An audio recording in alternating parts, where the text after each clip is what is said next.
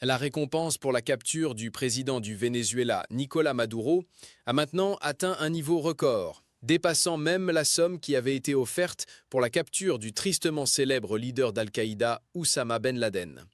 Cette dernière action des États-Unis s'inscrit dans le cadre d'une campagne vigoureuse contre ceux que Washington considère comme des menaces sérieuses pour la sécurité internationale et l'ordre mondial. La procureure générale des États-Unis, Pam Bondi, a annoncé que le gouvernement américain a décidé de doubler la récompense pour toute information pouvant mener à l'arrestation ou à l'extradition de Nicolás Maduro.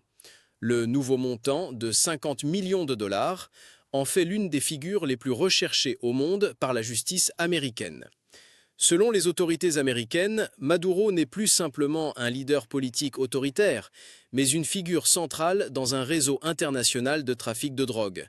Il est accusé de collaboration directe avec de grands cartels de narcotrafiquants, de corruption systématique au plus haut niveau de son gouvernement et de liens avec des organisations terroristes étrangères.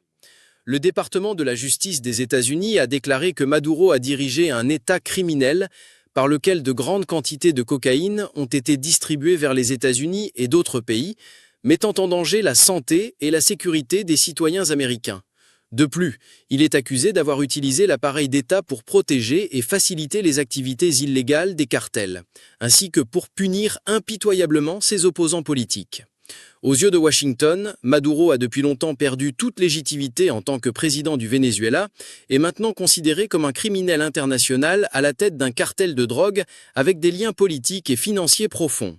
Cette nouvelle mesure est un signal clair que les États-Unis n'ont pas l'intention de tolérer sa présence au pouvoir et continueront de chercher des moyens de le traduire en justice.